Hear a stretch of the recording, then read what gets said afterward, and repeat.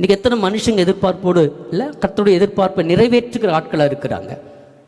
எதையோ யோசிக்கிறோம் இல்லை, எதையோ திங்க் பண்ணுறாங்க. நம்ம சர்ச்சில் ஒரு முறை ஒரு பிரதர் 3 வாரம் சர்ச்சுக்கு வரல, 3 ஞாயிற்றுக்கிழமை வரல. முதல் ஞாயிற்றுக்கிழமை திருவிருந்தோர் கட்டு, 3 ஞாயிற்றுக்கிழமை வரல. ஒரு நாள் எதாச்சியாக அவரை வழியில் பார்க்குற பொழுது, என்ன பிரதர் 3 வாரம் சர்ச்சுக்கே வரல அப்படின்னு கேட்டேன். அவர் சொன்னார், ஒன்றும் இல்லை பாஸ்டர், முதல் ஞாயிற்றுக்கிழமை அது 2வது ஞாயிற்றுக்கிழமை 2 ஃபங்க்ஷன் இருந்துச்சு, அந்த 2 ஃபங்க்ஷன் அட்டன் பண்ண வேண்டிய வேலை, அதனால் அங்கே போயிட்டுனார். சரி, இப்போ அடுத்து 3வது வாரம் 2வது வாரமாவது பரவாயில்ல, அடுத்த வாரம் இன்னும் மோசம் பாஸ்டர், 5 ஃபங்க்ஷன் இருந்துச்சு ஞாயிற்றுக்கிழமை. எத்தனை ஃபங்க்ஷனா? 5 ஃபங்க்ஷன் இருந்துச்சு. சரி, சர்ச்சுக்கு வந்துட்டு எப்படியும் உட்காந்துட்டாது காணிக்க போட்டாது போயிடலாம். கவனிக்கிறீங்களா?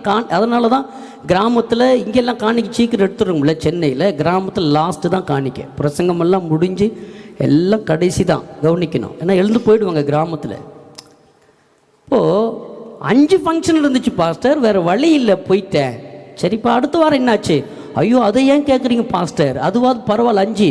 இந்த லாஸ்ட் வாரம் ரொம்ப முகூர்த்த நாளாக 7 ஃபங்க்ஷன் இருந்தது. காலையில் 6 மணிக்கு ஆரம்பிச்சிட்டோம், நானும் எங்கள் வீட்டுக்கார அம்மாவும் இல்லை. அவங்க ஒரு பக்கம் போகிறாங்க, நான் ஒரு பக்கம் போகிறேன். நைட் 12 மணிக்கு தான் வீட்டுக்கு வந்தேன். அடுத்த ஞாயிற்றுக்கிழமை, முதல் ஞாயிற்றுக்கிழமை திருவிருந்துக்கு வந்தாச்சு. அதுக்கு மட்டும் ஏன்பா வரேன்னு கேட்டேன்.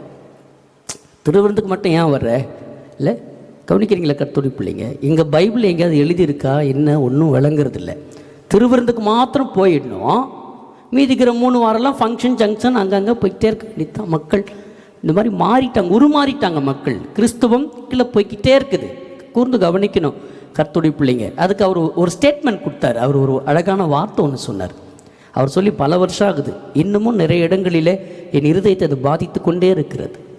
என்ன வார்த்தைன்னு கேட்டிங்கன்னா, முதல் ஞாயிற்றுக்கிழமை சர்ச்சுக்கு வந்து அப்பா சமூகத்தில் முழங்கால் போட்டு, கர்த்தாவே என்னை மன்னிச்சிருங்க, 3 வாரம் ஞாயிற்றுக்கிழமை நான் லீவு போட்டுட்டேன், முதல் வாரம் நான் வந்திருக்கிறேன், திருவிருந்தில் பங்கு எடுக்கணும், கர்த்தர் என்னோடு கூட பேசுங்க, என்னோடு கூட ஒப்புரவாகுங்க, என்னோடு கூட ஐக்கியமாகுங்க, முதல் ஞாயிற்றுக்கிழமை வந்துட்டுக்கிறேன் அப்படின்னு ஜெபம் பண்ணால் ஆண்டவர் மன்னிச்சிடுவார்.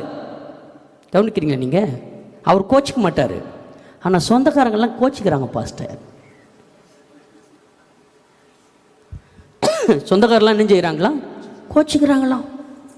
கூர்ந்து கவனிக்கணும் கர்த்தருடைய பிள்ளைங்க. சொந்தக்கார கோச்சிக்கிறாங்க, பந்தக்கார கோச்சிக்கிறாங்கங்கிறதுக்காக நமக்காக காத்திருக்கிற ஆண்டவரை விட்டுட்டு, அவருடைய ஆராதனையை விட்டு, அந்த ஒழுங்கு விட்டுட்டு நம்ம விலகி போகிற பிள்ளைகளாக இல்லாமல், அவர் விரும்புகிற, அவர் எதிர்பார்க்கிற அவருடைய பிள்ளைகளாய், அவருடைய ஜனங்களாய் நீங்களும் நானும் மாற வேண்டும் என்பதே கர்த்தருடைய விருப்பமாக இருக்கிறது. எத்தனை பேர் ஆமேன்னு சொல்றீங்க? அல்லேலூயா, சத்தமா சொல்லுங்க அல்லேலூயா. ஒரு 6 விதமான எதிர்பார்ப்புகள் கர்த்தர் நம்ம மத்தியிலே வச்சிருக்கிறாரு. அந்த 6ஐயும் இன்றைக்கு இங்கே பகிர்ந்து கொள்ள முடியுமா என்று சொல்லி எனக்கு தெரியல. இருந்தாலும் கேட்கிற வரைக்கும் கேட்போம். கர்த்தர் நம்மை ஆசீர்வதித்து வெள்ளப்படுத்தி உயர்த்துவாராக. எத்தனை பேர் ஆமேன்னு சொல்றீங்க?